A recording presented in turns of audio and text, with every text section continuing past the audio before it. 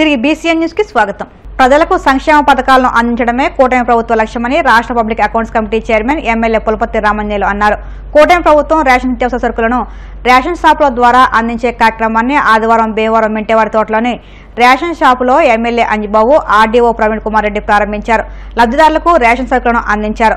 MLA Anjibabu మాట్లాడుతూ ప్రతి నెల 1వ తేదీ నుంచి 15వ తేదీ వరకు ఉదయం 8 గంటల నుంచి మధ్యాహ్నం 12 గంటల వరకు, సాయంత్రం 4 గంటల నుంచి 8 గంటల వరకు రేషన్ దుకాణంలో సరుకులు తీసుకువచ్చని అన్నారు. 60 సంవత్సరాలు దాటిన వారికి ఇంటి వద్దకే రేషన్ అందిస్తామని, గతంలో ఎన్డీయూ వాహనం ఎప్పుడు వస్తుందో వెడుతుందో తెలియని దుస్థితి ఉందని, ఈ క్రమంలో రేషన్ కార్డుదారులు వాహనం కోసం రోడ్ల మీద తిరగాల్సిన పరిస్థితి ఉందని, ఇప్పుడు కార్డుదారులకు ఆ కష్టాలు ఉండవన్నారు. నెలలో 15 రోజుల పాటు రేషన్ దుకాణంలో సరుకులు తీసుకువచ్చని ఎమ్మెల్యే అంజిబాబు అన్నారు. రేషన్ దుకాణాల్లో అవినీతి జరగకుండా ప్రభుత్వం సరికొత్త యాప్ రూపొందించిందని, ఈ యాప్లో డీలర్ వివరాలు, ఫోటోలతో సహా వస్తాయని ఎమ్మెల్యే అంజిబాబు అన్నారు. 65 ఏళ్లు దాటిన ఒంటరి వృద్ధులు, దివ్యాంగులు, భార్యాభర్తలు ఇద్దరు వృద్ధులైన వారికి రేషన్ షాపుల వారీగా 15వ తేదీలోగా రేషన్ డీలర్ల ఇంటికి వెళ్లి సరుకులు ఇస్తారని ఆర్డీఓ ప్రవీణ్ కుమార్ రెడ్డి తెలిపారు. ఇల్లు మారి వేరే ప్రాంతాలకు వెళ్లిన వారికి కూడా పోర్టబిలిటీ విధానం ద్వారా సమీప రేషన్ దుకాణంలో రేషన్ పొందవచ్చని తెలిపారు. మీకు ఇంటి వద్దకే రేషన్ ఇస్తాము, మా వెహికల్ వచ్చి మీకు ఇస్తుంది అని చెప్పి ఏర్పాటు చేశారు. ఆ సిస్టమ్ ఫెయిల్ అయ్యింది. ఎందుకు ఫెయిల్ అయిందంటే, ఏదో ఒక టైంలో వచ్చి ఒక వీధిలో ఒక చెట్టు కింద ఆపి వ్యాను అటు సైరన్ కూస్తే వచ్చి పట్టుకెళ్ళాలి. కానీ ఆ టైంలో మీరు ఉండరు, వేరే చోటకి వెళ్తారు, మళ్ళీ ఎవరిని అడగాలో తెలియదు. ఇది సిస్టమ్ ఫెయిల్ అయిందనే ఉద్దేశంతో మన రాష్ట్ర ప్రభుత్వం, మన ముఖ్యమంత్రి నారా చంద్రబాబు నాయుడు గారు, మన ఉప ముఖ్యమంత్రి కళ్యాణ్ గారు మంచి ఆలోచన చేసి రేషన్ డిపోల వద్దే మీకు సరుకులు ఇచ్చి ఏర్పాటు చేశారు.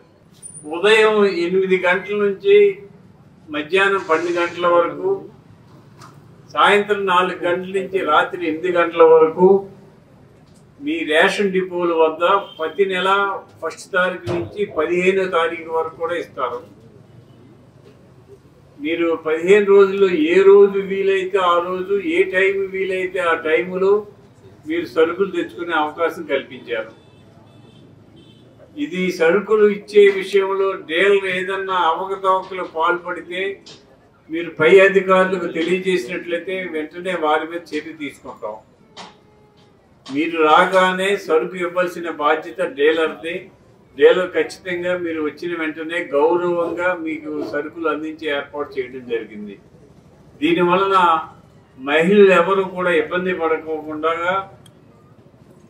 సరుకులు ఎప్పుడు కావాలంటే అప్పుడు తెచ్చుకునే అవకాశం కల్పించడం జరిగింది.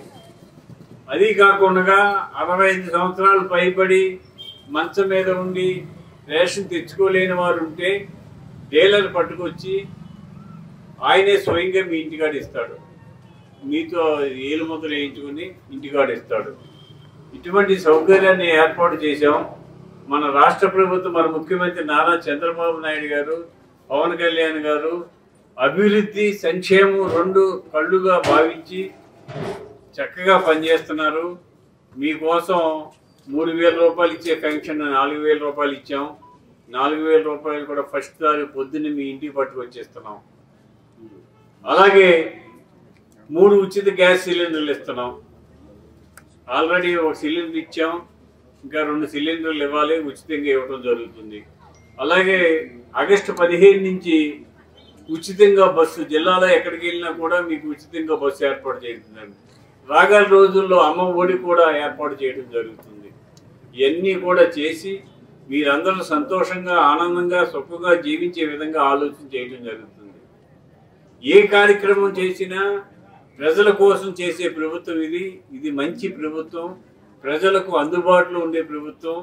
ప్రజలకు ఏ సమస్య వచ్చినా, ఏ పని వచ్చినా, ఏ అవసరం వచ్చినా తీర్చే ప్రభుత్వం ఏదంటే ఎన్డీఏ కూటమి.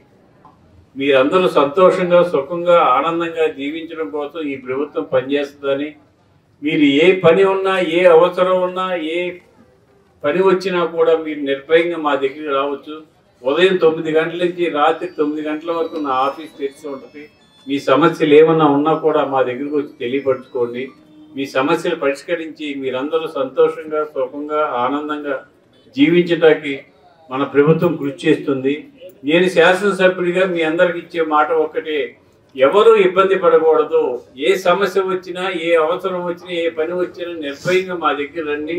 మీ సమస్యను పరిష్కరించి మీరు సుఖంగా ఆనందంగా జీవించే విధంగా ఏర్పాటు చేయడానికి ఈ ప్రభుత్వం ఉందని చెప్పి తెలియజేస్తూ, ఈ రోజున ఇంతమంది మహిళలు వచ్చినందుకు అమ్మ మీ అందరికీ రేషన్ సరుకులను నేరుగా ఇంటికి చేర్చాలన్న మంచి లక్ష్యంతో ఏర్పాటు చేసిన ఎండిఓ ఆపరేటర్ల వ్యవస్థ సక్రమంగా పనిచేస్తున్నప్పటికీ ఎందుకు తొలగించాల్సి వచ్చిందని మాజీ ఎంపీ మార్గాని భరతరాం ప్రశ్నించారు. ప్రజల ఇంటి వద్దకే సంక్షేమ పథకాలు అందించాలనే లక్ష్యంతో ఎండిఓ రేషన్ పంపిణీ చేసే వాహనాలను గత వైసీపీ ప్రభుత్వం ఏర్పాటు చేయడం వలన మంచి ఫలితాలు వచ్చాయని ఆయన పేర్కొన్నారు.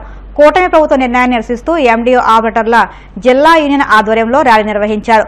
రేషన్ వాహనాల డ్రైవర్లు, హెల్పర్లు పాల్గొనే ర్యాలీలో మాజీ ఎంపీ భరత్ కూడా పాల్గొని సంఘీభావం తెలిపారు. ఏపీ ఎండిఓల ఐక్యత వర్ధిల్లాలి, కూటమి ప్రభుత్వం తీసుకున్న నిర్ణయాన్ని వెనక్కి తీసుకోవాలి, మాకు న్యాయం చేయాలంటూ నిరసనకారులు నినదించారు.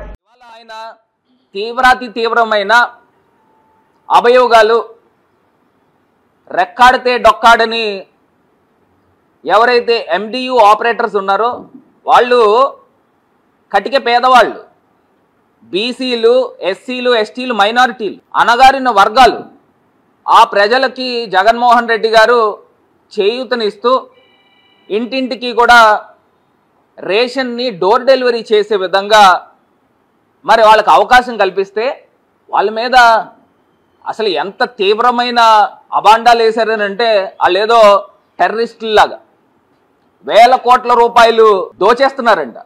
వాళ్ళకి అసలు వాళ్ళు మామూలుగా రెక్కాడితే కూడా డొక్కాడదు. అలాంటి వాళ్ళు వేల కోట్లు దోచేసి మంత్రులకు, ప్రజాప్రతినిధులకు, అధికారులకు, ఆఖరికి ఆయన దగ్గరికి వెళ్ళిపోయారంట లంచాలు ఇవ్వడానికి. అంటే ఈ ఎండియు ఆపరేటర్ వ్యవస్థని తీయద్దు అని లంచాలు ఇవ్వడానికి సాక్షాత్తు చంద్రబాబు నాయుడు గారి దగ్గరికి వెళ్ళారు అని ఇవాళ చంద్రబాబు నాయుడు గారు మాట్లాడిన మాటలు ఒక్కసారి. అదేవిధంగా కాకినాడ పోర్టుకి వెళ్ళిపోతున్నాయంట. ఏంది వేల కోట్ల రూపాయల బియ్యం కాకినాడ పోర్టు. మీరు సంవత్సరం అయింది స్వామి, సంవత్సరం అయ్యి మీరు అధికారంలోకి వచ్చి సంవత్సరం అయింది. ఒకవేళ నిజంగానే కనుక అక్రమాలు జరిగితే సంవత్సరం కాలం మీరు ఏం చేస్తా ఉన్నారు? గాడిదలు కాస్తున్నారని అడుగుతున్నా. ఒకవేళ అక్రమాలు జరిగితే ఎందుకు పట్టుకోవట్లేదు? ఎందుకు ఈ రకమైన డ్రామాలు ఆడుతూ ఉన్నారు? మీరు ఒకవేళ వ్యవస్థ తీస్తే మీరు పాలసీ మ్యాటర్గా వ్యవస్థ తీశారు, నిర్ణయం తీసుకున్నారు, అంతేగాని ప్రజల్ని మభ్యపెట్టద్దు. ప్రజలు అమాయకులు కాదు. వాళ్ళు ఎవరండి వాళ్ళు పాపం? ఇప్పుడు వేల కోట్ల రూపాయలు లంచాలు ఇచ్చే రకాలైతే వాళ్ళు కనీసం ఒక కారులో పెద్ద పెద్ద బంగ్లాలో మెయింటైన్ చేయాలి కదా. వాళ్ళు ఎవరండి వాళ్ళు? అణగారిన వర్గాల మీద ఈయన అగ్రవర్ణుడు ఏ రకంగా వాళ్ళ పైన అబాండాలు వేస్తా ఉన్నారు. ఒక్కసారి కొవ్వెక్కిపోయారంట. ఎవరు? బీసీ, ఎస్సీ, ఎస్టీ, మైనారిటీలు, అణగారిన వర్గాలు కొవ్వెక్కిపోయి ఆయన దగ్గరకు వస్తున్నారంట. అంటే దేనికి వస్తున్నారు మీ దగ్గరికి? అంటే మిమ్మల్ని అడగడానికి వస్తున్నారా, లేకపోతే మీకు లంచాలు ఇవ్వడానికి ప్రలోభ పెడుతున్నారా? దేనికని అడుగుతున్నా. అక్కడ ఆయన చెప్పాడు ఇందాక, ప్రజాప్రతినిధుల దగ్గరికి వెళ్తున్నారు, అధికారుల దగ్గరికి వెళ్ళి ఒత్తిడి చేస్తూ ఉన్నారు, లంచాలు ఇస్తున్నారని చెప్తా ఉన్నాడు. నాకు అర్థం కావట్లే. ఒక అణగారిన వర్గాలపైన ఏంటి ఈ జాతి దురహంకారం అని అడుగుతా ఉన్నా. ఎండియు ఆపరేటర్లు అంటే ఆటో డ్రైవర్లు, టాక్సీ డ్రైవర్లు, రెక్కాడితే కానీ డొక్కాడని నిరుపేద కుటుంబాలు, వాళ్ళు ఈయన దగ్గరికి వెళ్తున్నారంట. అంటే ఆయన చెప్పే విధానం ఎలా ఉందని అంటే నన్ను కూడా కొనే ప్రయత్నం చేస్తున్నారనే విధంగా ఆయన మాట్లాడుతున్నారు. అస్సాం రాష్ట్రంలోని దక్షిణ సల్మారా, మాంకచా జిల్లాలో అభివృద్ధి కార్యక్రమాలపై సమీక్ష నిర్వహించడానికి కేంద్ర ఉక్కు మరియు భారీ పరిశ్రమల శాఖల సహాయ మంత్రి భూపతిరాజ్ శ్రీనివాస్ వర్మ 2 రోజుల పాటు జిల్లా పర్యటన చేశారు. వరదలు, వర్షాలను లెక్క చేయకుండా కేంద్ర మంత్రి వర్మ ప్రజల సమస్యలు నేరుగా తెలుసుకోవడానికి గౌహతి నుంచి దక్షిణ సల్మారా వరకు 16 గంటలకు పైగా రోడ్డు మార్గంలో ప్రయాణించి ఈ పర్యటన నిర్వహించడం ప్రత్యేకతగా నిలిచింది. పర్యటన సందర్భంగా శ్రీనివాస్ వర్మ పలు అభివృద్ధి కార్యక్రమాలపై సమీక్ష నిర్వహించారు. ముఖ్యంగా కేంద్ర ప్రభుత్వం అందజేస్తున్న పథకాల అమలు స్థితిని పరిశీలించారు. జలజీవన్ మిషన్, అమృత్ సరోవర్, రోడ్డు అనుసంధానంతో సహా పలు మౌలిక వసతుల ప్రాజెక్టులపై సమీక్ష నిర్వహించారు. ప్రజలకు మౌలిక వసతులు సమకూర్చడంలో జిల్లా అధికారుల కృషిని ప్రశంసించారు. బంగ్లాదేశ్ అంతర్జాతీయ సరిహద్దు ప్రాంతాలను సందర్శించి బీఎస్ఎఫ్ సిబ్బందికి కలిసి వారి సేవలను ధన్యవాదాలు తెలియజేశారు. సరిహద్దు భద్రత పరంగా తీసుకుంటున్న చర్యల గురించి వివరాలు తెలుసుకున్నారు. దక్షిణ సల్మారా, మాంకచా జిల్లా బంగ్లాదేశ్, మేఘాలయ సరిహద్దు కలిగిన జిల్లాగా ప్రత్యేక ప్రాధాన్యత కలిగి ఉంది. ఈ ప్రాంతానికి కేంద్రం నుంచి అవసరమైన మద్దతు, స్థానిక ప్రజల అవసరాలపైన స్థానికులతో చర్చించిన కేంద్ర మంత్రి వర్మ అన్ని విధాలా అభివృద్ధి చేస్తామని హామీ ఇచ్చారు. గ్రామీణాభివృద్ధి శాఖ, పంచాయతీరాజ్ శాఖ, రోడ్డు నిర్మాణం, జల పరిరక్షణ వంటి పలు విభాగాల పనుల గురించి అధికారులతో సమీక్షించారు. జలజీవన్ మిషన్ ద్వారా ప్రతి ఇంటికి తాగునీరు అందించడంపై ప్రత్యేక దృష్టి పెట్టాలని సూచించారు. అమృత్ సరోవరాలను సమర్థవంతంగా ఉపయోగించి వర్షపు నీటిని భద్రపరిచే విధానాన్ని అమలు చేయాలని సూచించారు.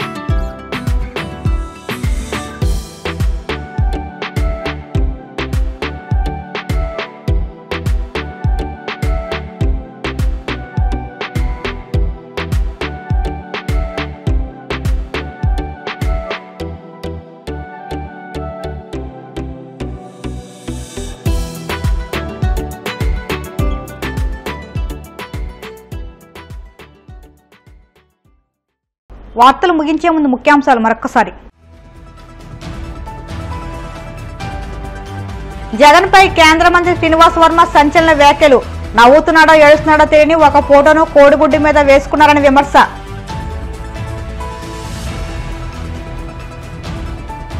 ఉండి వ్యవసాయ మార్కెట్ యార్డులో వికాస కృషి సంకల్ప అభియాన్ కార్యక్రమం. ముఖ్య అతిథిగా పాల్గొన్న శాసనసభ డిప్యూటీ స్పీకర్ రఘురామకృష్ణరాజు. నెల్లూరు జిల్లా వీర్లగూడిపాడులో పింఛన్లు పంపిణీ చేసిన మంత్రి ఆనం. ముఖ్యమంత్రి చంద్రబాబు పేదల సంక్షేమానికి ప్రాధాన్యత ఇస్తున్నారని స్పష్టీకరణ.